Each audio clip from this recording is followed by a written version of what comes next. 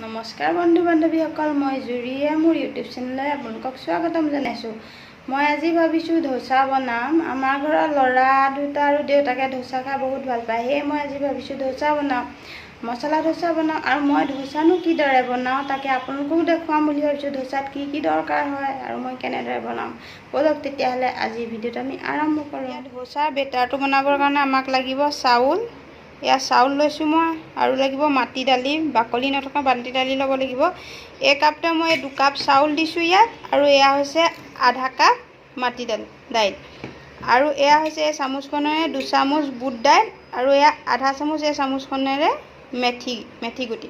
এতিয়া মই সকলোবোৰ ভালদৰে ধুই ল'ম, ধুই লৈ পিনি তিয়াই থ'ব লাগিব। এয়া চাউল ধুই আনিলোঁ, আৰু এয়া বুট দাইল আৰু মাটি দাইল মেথি গুটি একেলগে ধুই আনিছোঁ। আৰু এই চাউলে সৈতে একেলগে তিয়াই থ'ব পাৰে, মই কিন্তু একেলগে নিতিয়াও, মই বেলেগ বেলেগকৈ তিয়াই থ'ম। এতিয়া মই ইয়াত পানী দি লৈ পানী দি দিম। পানী অকণমান সৰহকৈ দিব লাগিব যাতে ধুনীয়াকৈ চাউলকেইটা ডুব খাই থাকে। আৰু ইয়াত দি দিম এতিয়া পানী। এতিয়া মই ইয়াত পানী দিছোঁ। এতিয়া মই ভালদৰে ঢাকন মাৰি 6 পৰা 7 ঘণ্টা সময়ৰ কাৰণে তিয়াই থ'ম। তাৰপাছত আকৌ আপোনালোকক দেখাই আছোঁ। 7 ঘণ্টাৰ পাছত আমাৰ এয়া তিয়াই থোৱা চাউল আৰু দাইলকেইটা এয়া ফুলি গ'ল। এতিয়া মই এই চাউল আৰু দাইলকেইটা মই মিক্সিত এতিয়া গুড়ি কৰি লওঁ। এতিয়া মই মিক্সিত গুড়ি কৰি অনা এয়া হৈছে চাউলৰ বেটাৰটো, আৰু এইটো হৈছে দাইলৰ বেটাৰটো। এতিয়া মানে আমি চাউল আৰু দাইলকেইটা মিক্সিত গুড়ি কৰোঁ, তেতিয়া যদি পানী দৰকাৰ হয় মিলাবলৈ, তেতিয়া মানে চাউল আৰু দাইল তিওৱা যিটো পানী বাচি থাকে সেইটো পানীয়ে মিলাব লাগে। প্ৰথমে পানীকণ পেলাই থৈ দিব, যেতিয়া মানে যদি দৰকাৰ হয় পিছোতে, তেতিয়া সেয়া পানীয়ে দিব লাগে, তেতিয়া মানে বেটাৰটো বেছি ভাল হয়। এতিয়া আমি এই দুইখিনি একেলগে এটা বাচনত, ডাঙৰ বাচন লৈ লৈছোঁ, তাতে একেলগে এয়া প্ৰথমে এয়া চাউলৰ বেটাৰটো দি দিছোঁ, আৰু এতিয়া ইয়াত দাইলৰ বেটাৰটো দি দিম। এয়া দি দিছোঁ। এতিয়া এয়া দুইখিনি একেলগে ভালদৰে মিলাম। এতিয়া মই চাউলৰ দাইলৰ বেটাৰখিনি একেলগে মিলাই লৈ ভালদৰে মিক্স কৰি দিছোঁ। এয়া দেখিছে নহয়, আপোনালোকে ধৰিব পাৰিছে নিশ্চয়। এয়া ইমানটোৱে হ'ব লাগে, বৰ ডাঠো নহয় বৰ পাতলাও নহয়, আৰু এয়া ফুলিয়ে যাব বনোৱা সময়লৈকে, আৰু বহুতকণ ফুলিব। এতিয়া ইয়াত মই দি দিম এয়া ইমানকণ বেকিং পাউডাৰ। ভালদৰে মিক্স কৰি লৈ মই ঢাকন মাৰি ঢাকি থৈ দিম আকৌ 6-7 ঘণ্টালৈ।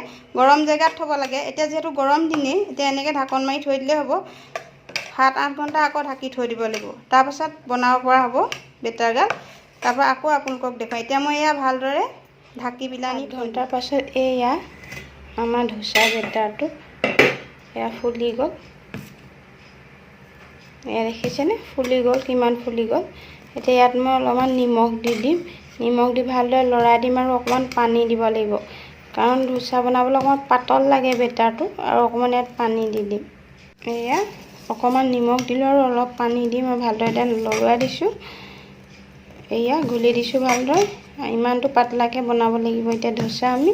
আৰু এতিয়া মই যিহেতু মছলা ধোচা বনাম, মই এতিয়া সেইকাৰণে মছলাটো বনাই ল'ম। এতিয়া ব'লক তেতিয়া আমি মছলাটো বনাই লওঁ ধোচাৰ কাৰণে। মছলাটো বনাবৰ কাৰণে আমাক লাগিব এয়া পিঁয়াজ এটা, মই ডাঙৰ চাই পিঁয়াজ কাটি লৈছোঁ। এয়া আলু বইল কৰি লৈছোঁ। এই বইল আলুকেইডোখৰ মই এতিয়া সৰু সৰুকৈ ভালদৰে পিটিকি ল'ম। আৰু এটা জলকীয়া আৰু কেইটামান বাদাম, আৰু এয়া কেইখিলামান নৰসিংহ পাত, এয়া মই একেলগে এতিয়া কেৰাহীত তেল গৰম হ'বলৈ দিম। দি পেলানি ভালদৰে ভাজি ল'ম। গৰম হ'ল, মই ইয়াতে তেল দি দিম। এয়া তেল গৰম হ'ল, মই ইয়াত কেইটামান ক'লা সৰিয়হ দি দিম। এয়া ক'লা সৰিয়হ কেইটামান দিছোঁ। ক'লা সৰিয়হকেইটা ফুটিছে, ইয়াত এতিয়া মই দি দিম নৰসিংহ পাত কেইখিলা। এতিয়া ইয়াত দি দিম কাটি লোৱা এয়া জলকীয়াটো, কাটি লৈ জ্বলাই দিম। তাৰপৰা ইয়াত এতিয়া দি দিম কাটি লোৱা পিঁয়াজকেইডোখৰ।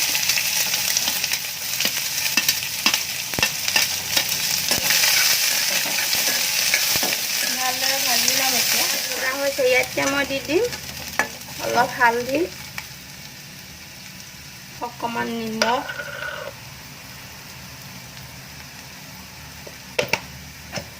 ভালদৰে লৰাই দিম।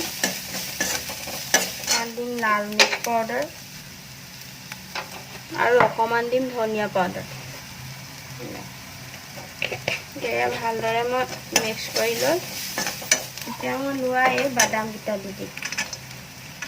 বাদামকেইটা দি দিলোঁ। এয়া ভালদৰে লৰাই দিম। অকণমান বাদামকেইটা তেল সোমোৱালৈকে ভাজিম। তাৰপাছত পিটিকি থোৱা আলু দি দিম ইয়াত। এয়া বাদামকেইটা ভাজ খালে এতিয়া মই ইয়াত দি দিম এয়া বইল কৰি লোৱা আলুকেইডোখৰ।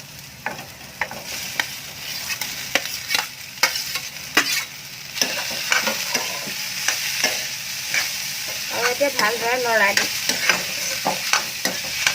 অলপ দেৰি ঢাকি দিম। তাৰপাছত এয়া মোৰ মছলা ৰেডি হৈ যাব। অকণমান দেৰি এতিয়া মই ঢাকি দিম। এতিয়া মই ইয়াত অকণমান দি দিম চব্জি মছলা।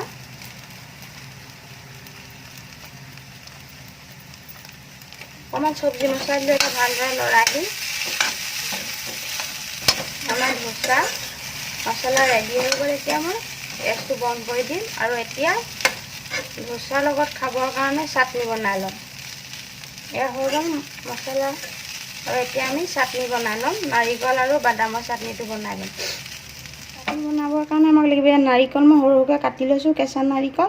আৰু এয়া বাদামকেইটা অকণমান গৰম কৰি লৈ মই বাকলিটো এৰুৱাই লৈ কেঁচা বাদাম হৈ হ'লে আৰু এয়া 2টা জলকীয়া আৰু এয়া কেইখিলামান ধনিয়া পাত আৰু ইয়াত অলপ নিমখ দি সোৱাদ অনুসাৰে আৰু গোটেইখিনি মিলাই এতিয়া মই মিক্সিত গুড়ি কৰি ল'ম আৰু চাটনি ৰেডি হৈ যাব। সকলোবোৰ একেলগে মিক্সি জাৰটোত মই দি লৈছোঁ আৰু ইয়াত অকণমান এতিয়া মই পানী দি দিম। অলপ পানী দি দিছোঁ এয়া। আৰু এতিয়া মই ভালদৰে গুড়ি কৰি ল'ম। এয়া মোৰ চাটনি ৰেডি হৈ গ'ল। এতিয়া আমি ধোচা বনাম। এয়া মই ধোচা বনাবৰ কাৰণে টাৱাখন গৰম হ'ব দিছোঁ। টাৱাখন ভালদৰে গৰম হ'ব লাগিব।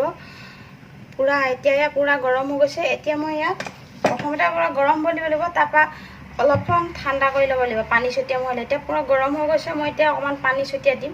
পানী ছটিয়াই তাৰপৰা লগালগ এনেকৈ মুচি দিব লাগিব কাপোৰ এখনে। তাৰপৰা গেছৰ জুইটো কমাই দিব লাগিব। তাৰপাছত ইয়াত এতিয়া ধোচা বেটাৰটো দি দিম মই। মছলা ধোচা এইটোৱে নিয়ম। এয়া ধোচা বেটাৰটো দি দিলোঁ আৰু এতিয়া এনেকৈ কৰি এইখন নন ষ্টিক টাৱা হয়। এনেকৈ বহল কৰি দিব লাগিব। এয়া তাৰপৰা এতিয়া ইয়াত মই চাইডে অলপ ইয়াৰ ৰিফাইন তেল অলপ এনেকৈ লগাই দিম। দেখিছেনে? এনেকৈ চাইডে ৰিফাইন তেল অলপ লগাই দিব লাগিব। অকণমান বেছি নহয়, চাইডে লাগি নাযায়। এয়া লগাই দিলোঁ। প্ৰথমতে টাৱাখন গৰম হ'বলৈ দি তাৰপৰা পানী অকণমান দি ঠাণ্ডা কৰি ল'বলৈ মোহাৰি ল'ব লাগিব কাপোৰ এখন। তাৰপৰা গেছৰ ফ্লেমটো কমাই দিব লাগিব, ল' কৰি দিব লাগিব। তাৰপৰা এতিয়া মই ইয়াত দি দিম এয়া বনাই থোৱা মছলাটো এনেকৈ দি দিম অলপ এয়া। তাৰপৰা বেছি টাইম নালাগে, হ'ব। দি দিম, ভালদৰে সিজিবলৈ দিম। এয়া মোৰ হ'ব আৰু এতিয়া মই ভালদৰে এনেদৰে আৰু অলপমান বাকী আছে, হ'ব আৰু। তাৰপৰা এনেকৈ চাইডে উঠি আহিছে। এইটো হৈ গৈছে আৰু এতিয়া এইটো এনেদৰে মই ৰাউণ্ড কৰি দিম। এয়া দেখিলেনে? এইটো মোৰ ধোচা ৰেডি হৈ গ'ল। এইটো মছলা ধোচা ফাৰ্ষ্ট এইটো হৈ গ'ল। এতিয়া মই এইটো নমাই দিম।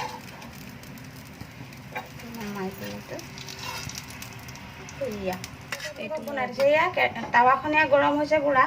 গেছটো মই এবাৰ ডাঙৰ কৰি দিলোঁ। এতিয়া মই পানী অকণমান দি ল'ম। লগালগ এতিয়া এনেদৰে মুচি দিব লাগিব। মুচি দিছোঁ আৰু গেছৰ ফ্লেমটো কমাই দিব লাগিব। কমাই দিছোঁ। এয়া এতিয়া মই ইয়াত দি দিম ধোচা বেটাৰটো। ধোচা বেটাৰটো দি এনেকৈ বহল কৰি দিব লাগিব।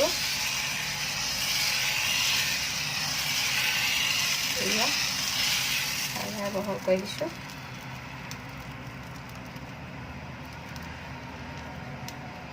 ইয়াত এতিয়া মই অলপ চাইডে তেল দি দিম।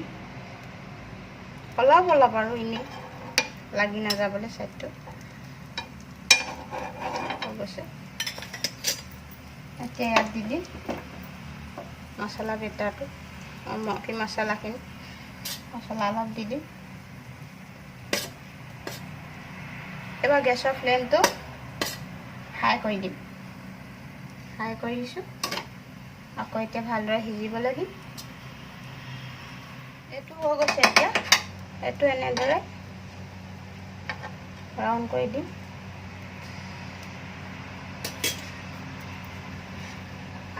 গৰম এইটো হৈ গ'ল আমাৰ। এইটো এতিয়া নমাই লওঁ।